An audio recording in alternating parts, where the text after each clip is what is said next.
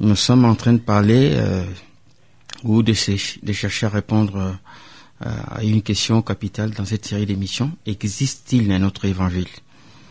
Et pour cette émission, nous voulons parler de l'origine de l'évangile. L'origine de l'évangile. Et pour cela, nous pouvons lire dans la Bible, dans Galates 1, au verset 11 et 12. Je vous déclare, frères, c'est Paul qui le dit, que l'évangile qui a été annoncé par moi n'est pas de l'homme, car moi-même je ne l'ai reçu, ni appris d'un homme, mais par une révélation de Jésus-Christ. Donc, là, Paul parle de l'origine de l'évangile. Et nous voyons clairement que l'évangile est un message céleste, un message qui est annoncé au milieu des hommes et qui est annoncé aux hommes, mais qui est un message des sources divines, de sources célestes. Il y a toujours cette question qui est soulevée quand nous lisons ces types de passages dans les Écritures. Ça soulève ipso facto ce problème ou cette problématique de l'existence de notre évangile. Et nous nous rendons compte que là, l'évangile en tant que message, en tant que nouvelle, relève d'une source qui est différente d'autres messages qui sont transmis dans le domaine purement spirituel et dont la source n'est pas Dieu, dont la source n'est pas céleste. Et parce que la même question est aussi soulevée ici, s'il existe un autre évangile, et parce que celui-là qui a été appelé par Dieu comme ministre de l'évangile, l'apôtre Paul dit que l'évangile qu'il a annoncé ne venait pas d'un homme. Il dit là que il ne l'a reçu ni appris d'un homme, mais de Jésus-Christ. Alors, il y a des messages qui sont annoncés, répercutés parmi les hommes et aux hommes, dans les contextes de ce qui s'appelle l'œuvre de Dieu ou l'Église, qui ne viennent pas de Jésus-Christ, donc de Dieu, mais plutôt qui sont des enseignements conçus, préparés par des hommes, sous une autre inspiration que celle du Saint-Esprit. Donc à ces propos, ça nous donne matière à réflexion. Et nous voulons que nous puissions ensemble, avec un esprit dégagé, avec un cœur simple aussi, réfléchir sur l'origine de tout ce qui est prêché, enseigné, tout ce qui est publié par les médias ou par le support écrit, c'est-à-dire à travers des tracts, des brochures, des ouvrages, et toutes sortes de revues, toutes sortes de littérature chrétienne, se demander et discerner d'où viennent ces messages-là.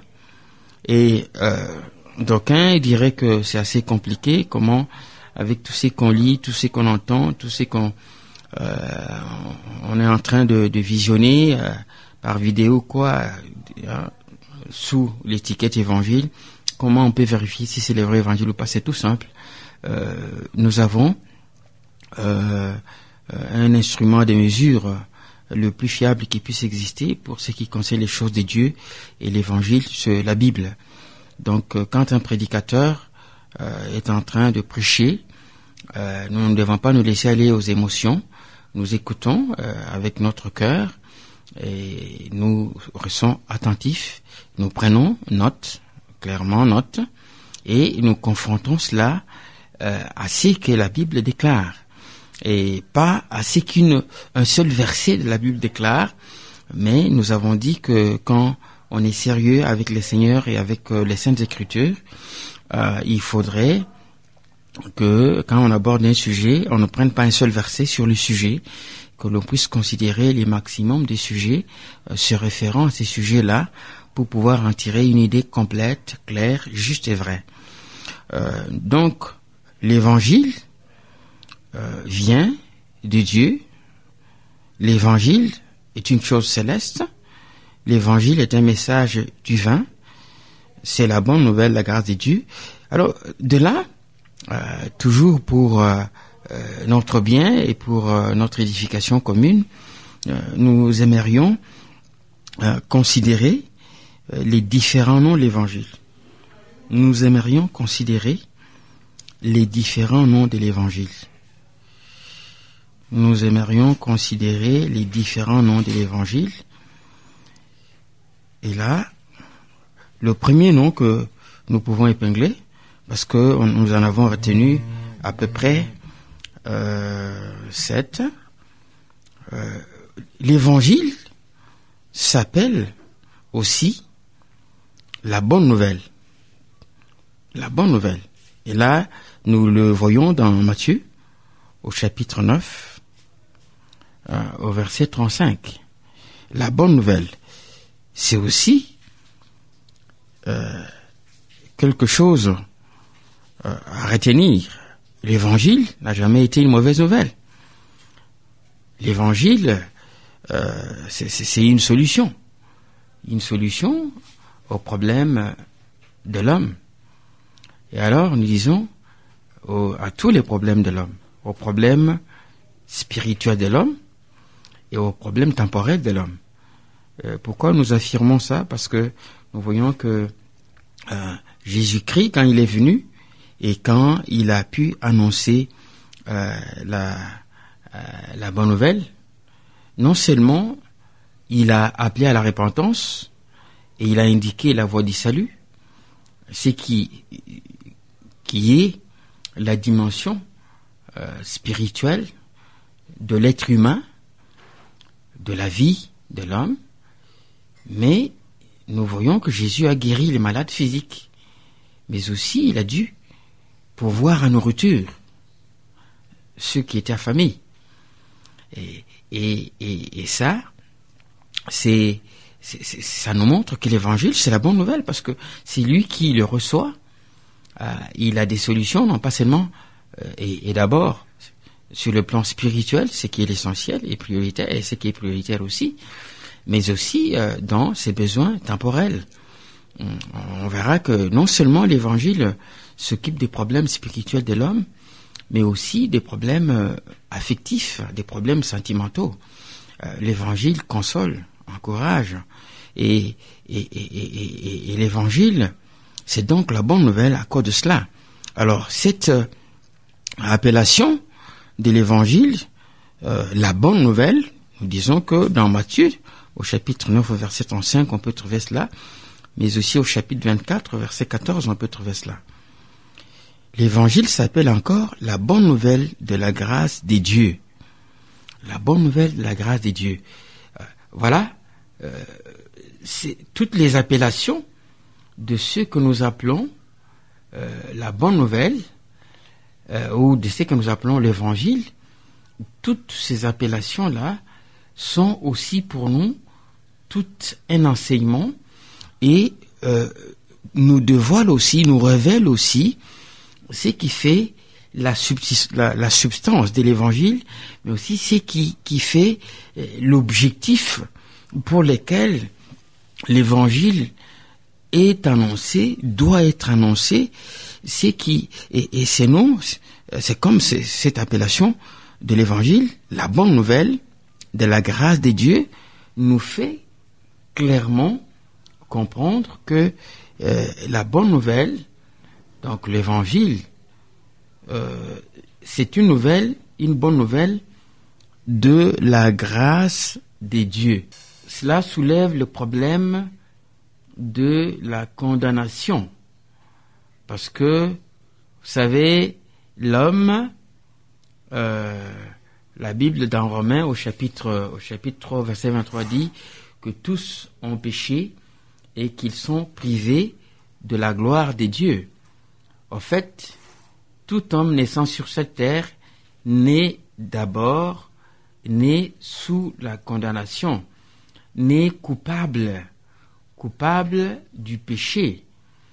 Et nous voyons que l'évangile nous est donné, nous est enseigné, nous est annoncé, nous est communiqué, afin que chacun puisse en profiter. Nous lisons dans le Nouveau Testament la version Parole vivante, le verset 24 d'Acte 20 qui dit ceci, mais peu importe, ça c'est Paul qui est en train de parler, mais peu importe, la vie n'est pas pour moi un bien si précieux. S'il faut la sacrifier, j'y suis prêt, pourvu que j'atteigne les buts de ma course, et que j'accomplisse entièrement la mission que le Seigneur Jésus m'a confiée, c'est-à-dire que je proclame partout la bonne nouvelle de Dieu faisant grâce aux hommes. Et c'est qu'on dit la bonne nouvelle de la grâce de Dieu. Donc, l'évangile, c'est la bonne nouvelle de Dieu faisant grâce aux hommes. La bonne nouvelle de la grâce de Dieu. Alors, est-ce que, partant de là, nous comprendrons que le message qui, quand les gens écoutent, au lieu de les aider à réaliser qu'il faut se repentir afin d'être pardonné par Dieu, de se réconcilier avec Dieu, d'être sauvé, mais plutôt bloque les gens ou les condamne, là c'est pas de l'évangile. Et nous voyons ici que l'évangile, en tant que message, ne se focalise pas sur ce que l'homme fait ou l'homme doit faire pour son salut, non, ou pour acquérir la vie éternelle, non. Mais l'évangile se focalise sur la grâce de Dieu, et puis l'évangile, c'est un message qui présente la grâce de Dieu aux hommes perdus, aux hommes condamnés par la justice de Dieu, aux hommes captifs de Satan et de toutes ses manœuvres.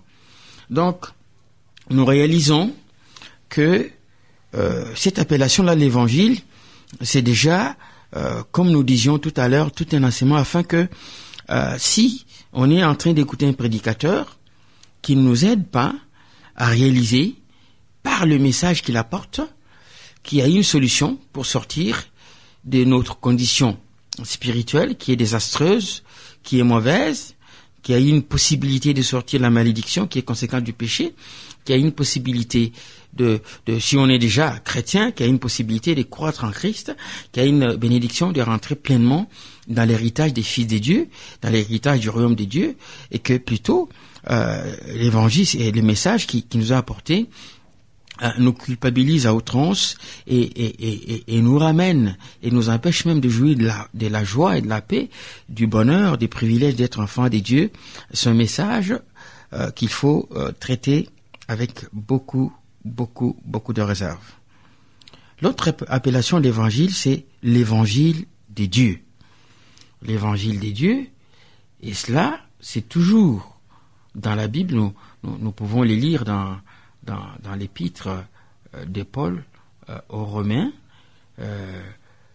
au premier chapitre, au premier verset. Romains, chapitre 1er, verset 1er, version Parole vivante, Paul, serviteur de Jésus-Christ, appelé à être apôtre et choisi pour proclamer la bonne nouvelle des dieux. Là, c'est dans cette version-là. Et si nous lisons dans Colombe, nous voyons que Paul dit là clairement, Paul, serviteur de Christ Jésus, appelé à être apôtre, mis à part pour l'évangile des dieux. À ce point-là, chers auditeurs, nous constaterons que on nous renvoie toujours à l'origine de l'évangile. On nous renvoie toujours à l'origine de l'évangile. La deuxième appellation que nous avons traitée ici, la bonne nouvelle de la grâce de Dieu. Et puis cette troisième appellation, l'évangile des dieux. Donc l'évangile n'a pas pour source l'homme. L'évangile n'a pas pour source les eaux. L'évangile n'a pas pour source un ange. L'évangile n'a pas pour source un autre être dans le monde visible ou invisible. Donc, c'est ainsi que au chapitre 1er de l'Épître aux Galates, l'apôtre Paul dit que même si un ange vous annoncerait un autre évangile, même si un ange vous annoncerait un autre évangile, qu'il soit anathème. C'est-à-dire que si, et là, un ange, il dit un ange du ciel. Parce que il y a des anges qui ont été déchus des démons. Nous en avions parlé lors d'une émission de la précédente qui inspire aussi des messages étiquetés comme l'évangile, mais qui ne sont pas l'évangile. Donc, nous nous rendons compte que c'est pas un ange des dieux qui est l'auteur ou l'inspirateur de l'évangile, mais c'est Dieu lui-même. Donc, l'évangile, c'est l'évangile des dieux. C'est la bonne nouvelle des dieux, selon certaines versions.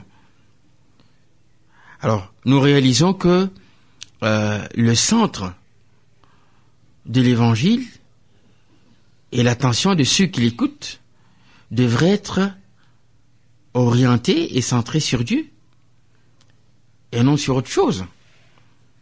C'est cela que nous réalisons. C'est cela que nous réalisons. Et c'est ainsi que c'est très mauvais quand nous avons affaire à un prédicateur qui continuellement, quand il annonce la parole de Dieu, c'est lui-même qui se place au centre. Et Jésus est relégué à l'arrière-plan. Moi, quand je prie, moi, quand je prêche, moi, quand je fais, moi, quand j'avais prêché, moi, quand j'avais enseigné, moi, quand j'avais fait ci, quand j'avais fait cela. Non. L'évangile, c'est l'évangile des dieux, et tout doit être amené. Parce qu'on apporte un message de 45 minutes, par exemple, et pendant 40 minutes, on parle de ça même, et les 5 minutes sont réservées à une timide référence à un ou deux versets des Écritures. Là, il y a quelque chose qui ne va pas, parce que l'évangile, c'est l'évangile des dieux. Quatrième appellation de l'évangile, c'est la parole de la vérité. La parole de la vérité. L'évangile, c'est donc pas un message mensonger, mais c'est la parole de la vérité. Nous lisons dans la version Colombe, dans Colossiens, au chapitre 1er, au verset 5, il est écrit: à cause de l'espérance qui vous est réservée dans les cieux, et que la parole de vérité, celle de l'évangile, et que la parole de vérité, celle de l'évangile, vous a précédemment fait connaître. À cause de l'espérance qui vous est réservée dans les cieux, et que la parole de vérité, celle de l'évangile, vous a précédemment fait connaître.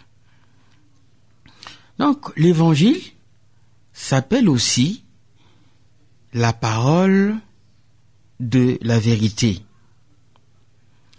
C'est par opposition à la parole de mensonge, à la parole falsifiée. C'est par rapport à certains contes et certaines légendes qui sont racontés sous l'étiquette de l'évangile. Jésus, dans Jean, chapitre 17, verset 17, il dit « Sanctifie-le par la vérité, ta parole est la vérité. » Donc, si nous écoutons un prédicateur qui nous apporte un message qui ne vient au Père que par moi, alors nous comprenons que parce que Dieu, en lui, il n'y a point de mensonge. Dieu est vrai, il est véridique.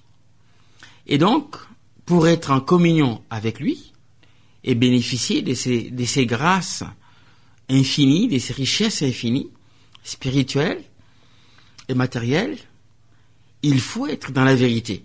Donc, il faut être dans l'évangile, qui est la parole de la vérité. Il ne faut pas être en dehors de l'évangile. C'est ainsi que si j'étable ma vie sur un message qui ressemble un peu à l'évangile et qui n'est pas l'évangile, c'est clair que je ne suis pas véritablement, pour parler dans notre terme chrétien, je ne suis pas véritablement en communion avec le Dieu de la vérité, le Dieu vivant. Est vrai, comme dit encore la Bible, mais plutôt, et si nous pouvons utiliser le langage qui peut être compris par beaucoup de gens aujourd'hui à cause du téléphone portable, c'est-à-dire que je ne suis pas connecté avec Dieu. Donc si je ne suis pas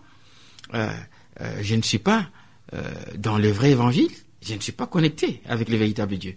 Et c'est grave, nous savons tous, pour ceux, je pense que même ceux qui n'ont pas de téléphone, de temps en temps, on leur prête les téléphones, on les appelle par des gens, et puis sur le numéro de ceux qui ont le téléphone, ils parlent, représentez-vous pendant que vous êtes en train de communiquer, puis ça coupe. Et on dit difficulté réseau, erreur réseau, des trucs comme ça. Donc il n'y a plus connexion. Donc soit bouché, soit hors périmètre cellulaire. Représentez-vous, amis auditeurs, quand vous êtes en pleine communication et cette histoire-là vous arrive, c'est que vous ressentez. Mais nous sommes quand même surpris de voir que beaucoup de chrétiens sont en train de négliger la dimension de cette histoire, de discerner les types de messages qui suivent, alors que c'est rien que l'évangile, qui est la parole de la vérité, qui permet à chaque chrétien d'être connecté à son Père Céleste, d'être connecté à son Sauveur et son Seigneur Jésus-Christ, d'évoluer dans une communion totale avec lui afin de jouir de son héritage de fils ou de filles de Dieu. Nous avons encore là, nous avons une cinquième appellation de l'évangile de la gloire des dieux. L'évangile s'appelle aussi l'évangile de la gloire des dieux. Quand on nous annonce, les prédicateurs ou l'enseignant qui travaille au milieu de nous, quand il nous parle, il faudrait que nous soyons très très attentifs. D'abord, les messages qu'il nous apporte doit être le message qui glorifie Dieu. Mais ça doit aussi être un message qui nous introduit dans la gloire des dieux, qui nous permet de jouir de la gloire des dieux. C'est très important, amis auditeurs. Et là, c'est ce qui nous bouscule, nous, personnellement.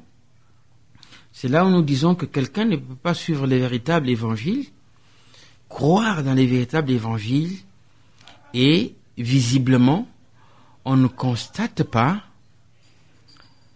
que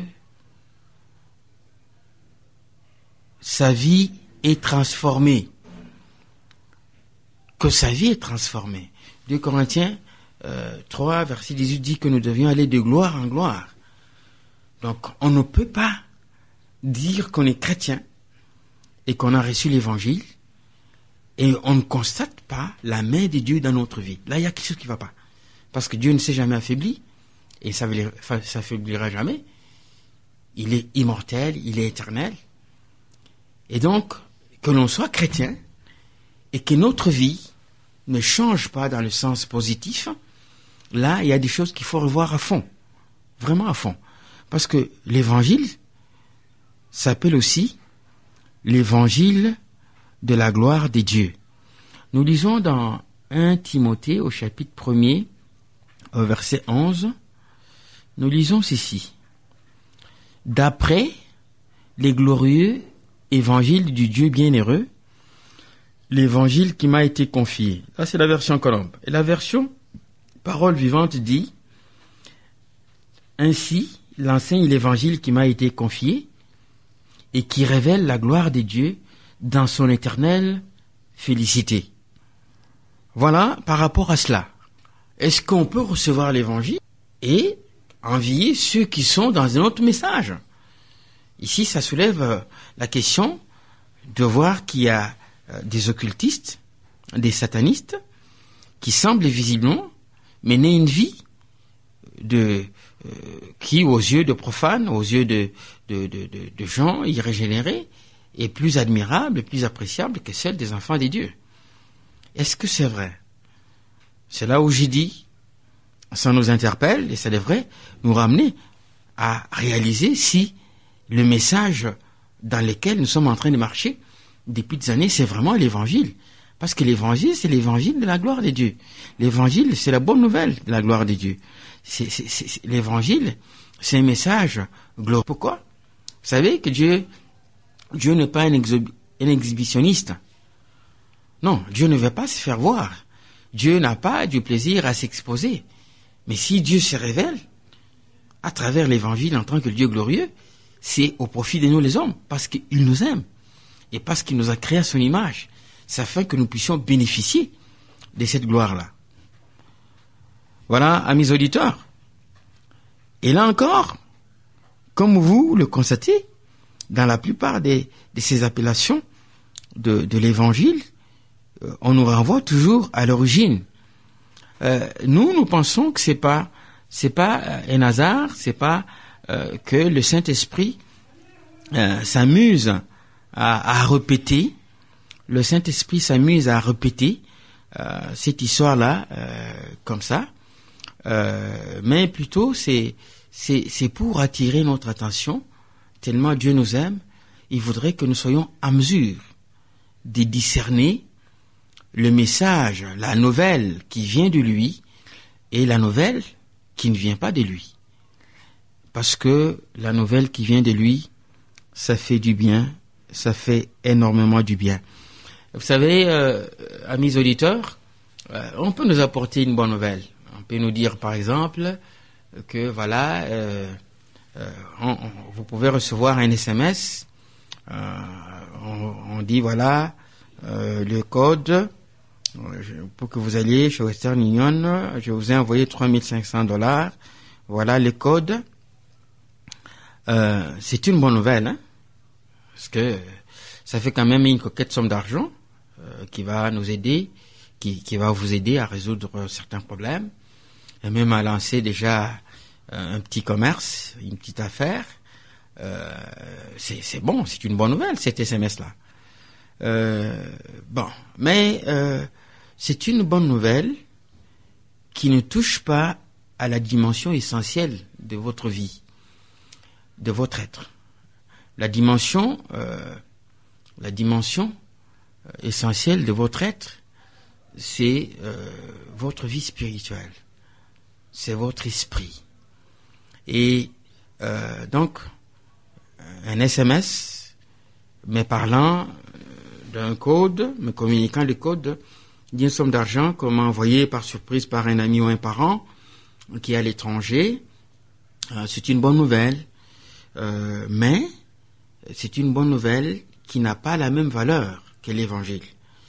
Parce que si j'ai commis du péché devant Dieu, ce n'est pas le fait que j'ai reçu $3 500 qui fera que Dieu me pardonne. C'est pas cela.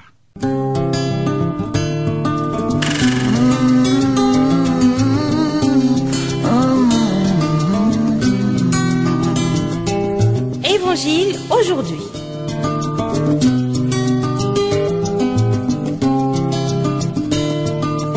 Pour une croissance quantitative et qualitative de l'Église.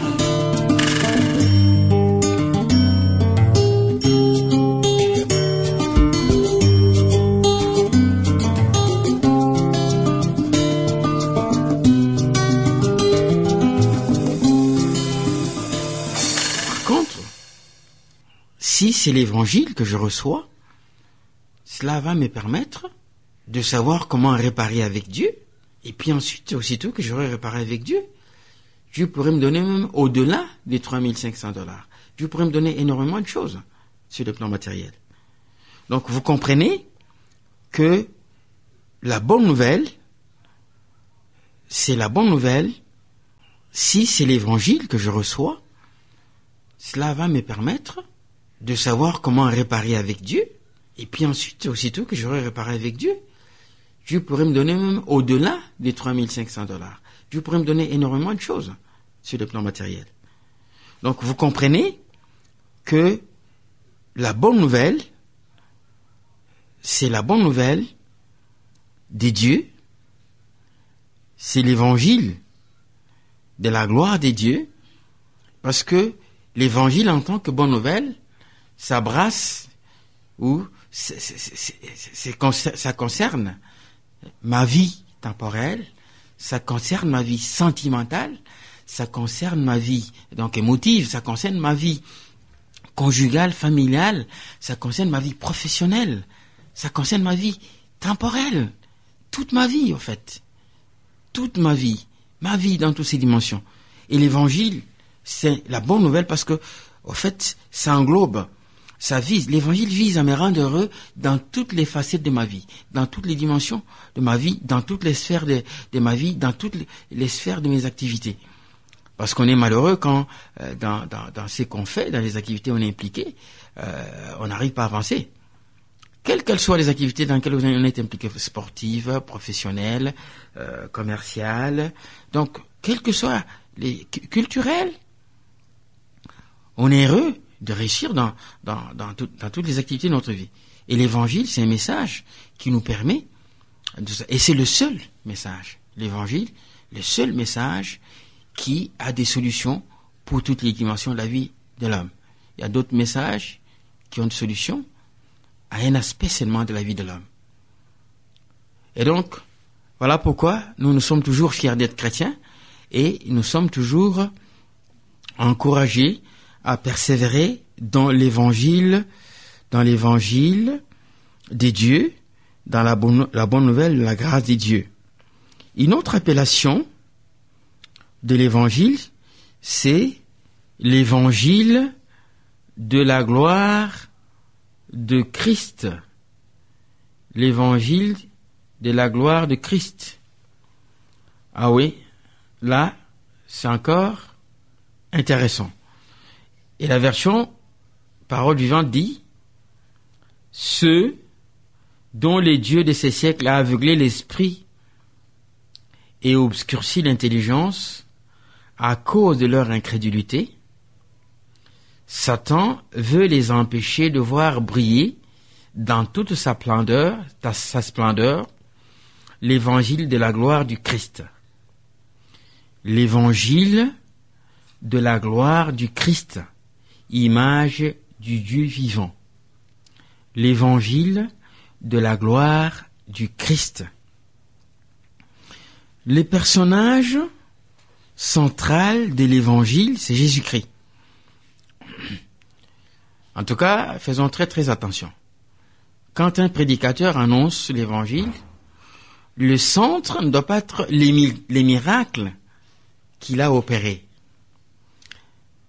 Et je vais vous surprendre, même les miracles que Jésus a opérés. Le centre de l'évangile, c'est Jésus-Christ. Et ensuite, ses miracles. Donc, quand un prédicateur apporte un message qu'il appelle parole de Dieu ou évangile, nous devons avoir une oreille exercée pour savoir si le message qu'il apporte, c'est un message où Christ est le centre, ou quelqu'un d'autre. Quand vous lisez Acte 8, on dit que Philippe était parti en Samarie, que Philippe en Samarie avait annoncé la bonne nouvelle, l'évangile. Et on dit qu'il y prêcha le Christ. Ça nous a toujours, ça avait vraiment attiré notre attention en lisant et relisant ce passage-là. Philippe prêcha le Christ en Samarie. Mais on nous dit que la puissance qui s'était déployée était impressionnante, à tel point que le magicien qui était là, Simon, était émerveillé. Alors que c'est lui qu'on traitait de la grande puissance, celle qu'on appelle la puissance des dieux, avant que Philippe n'arrive en Samarie. À tel point qu'il va s'est décidé de dire aussi qu'il a cru en Jésus et s'est fait baptiser par Philippe. Mais on dit que, c'est-à-dire que les signes et les prodiges qui s'est manifestés à travers la prédication de Philippe étaient de loin plus importants que ce que Simon avait fait. Mais Philippe n'avait pas prêché les miracles. Le message que Philippe avait apporté, c'était l'évangile, et le personnage central, ou son thème, c'était le Christ, Jésus. Voilà, mes auditeurs, là aussi, c'est un aspect qui a son importance quand nous écoutons des prédicateurs de la parole de Dieu. Ça nous aide déjà dans le discernement. Si quelqu'un se tient devant et qui commence à parler de lui-même, des dizaines et des dizaines de minutes, faites très attention. Cela, c'est pas l'évangile. L'évangile, c'est l'évangile de la gloire de Christ. Les prédicateurs de l'évangile, quel que soit l'aspect qu'il va prendre quand il prêche devant un auditoire, il cherchera toujours à magnifier le Christ, à présenter le Christ et son œuvre, l'œuvre de la croix. Et nous avons, à ce point-là, je crois que nous sommes vraiment édifiés. Ce que nous sommes en train de dire ne concerne pas seulement les auditeurs de l'évangile, mais ça concerne aussi les prédicateurs de l'évangile. Parce que c'est lui qui nous dit que l'évangile que je vous annonce, je ne l'ai ni reçu ni appris de l'homme, mais c'est d'une révélation de Jésus-Christ. C'est un prédicateur de l'évangile. Mais il s'adresse aux auditeurs de l'évangile. Il s'adresse aux chrétiens qui étaient à l'église en Galatie. Et nous reconnaissons que, parce que il y avait des églises en Galatie, ces églises-là étaient dirigées, il y avait des pasteurs, il y avait des serviteurs de Dieu qui étaient dedans, il y avait aussi des prédicateurs de l'évangile. Donc, ce que nous sommes en train de parler ici ne concerne pas seulement les auditeurs de l'évangile, c'est-à-dire les chrétiens, mais ça nous concerne nous tous aussi, qui sommes serviteurs de Dieu. De réaliser que l'évangile, c'est pas n'importe quel message, c'est l'évangile de la gloire de Christ. C'est l'évangile de la gloire de Christ. Et nous avons une dernière appellation de l'évangile, c'est l'évangile éternel. Il y a tout un courant de gens qui se disent une mouvance qui s'appelle l'évangile éternel, mais en fait c'est juste une déviation, parce que quand on les écoute, ceux-là qui se disent de ces mouvements-là, il y a beaucoup de choses des Écritures qui sont tordues.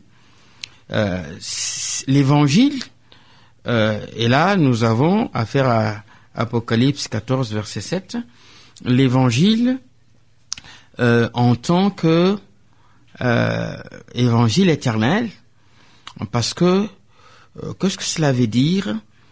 D'abord, nous apprenons que l'évangile, qui est l'évangile de Dieu, Dieu étant éternel et l'évangile étant la vérité, est la vérité éternelle. Donc, c'est une vérité qui ne change pas.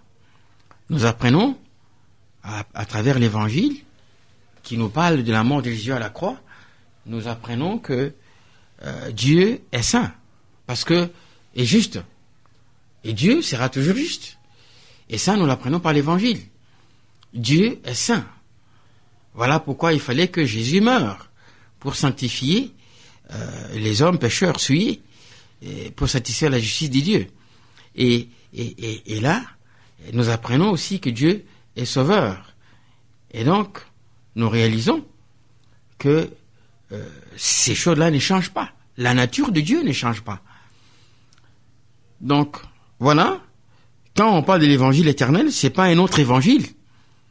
C'est pas un message qui contredit l'évangile de Jésus-Christ. Non. C'est pas l'évangile éternel dont on nous parle, Apocalypse 14, verset 7. C'est pas l'évangile qui doit compléter la bonne nouvelle, la grâce de Dieu. Loin de là. Et donc, ceux qui se prennent être de l'évangile éternel, cette mouvance-là, s'ils disent que c'est l'évangile éternel qui est le vrai évangile, c'est-à-dire que l'évangile, qui est la parole de la vérité, l'évangile de Dieu, c'est un faux message, ou c'est un message incomplet. Alors ça, c'est faux. L'Écriture dit clairement que tout ce qui est utile à notre salut, tout ce qui est nécessaire à notre salut, a été révélé, a été annoncé. C'est complet. C'est complet et c'était scellé par cette parole de Jésus à la croix dans Jean 19, verset 30, quand il dit que tout est accompli.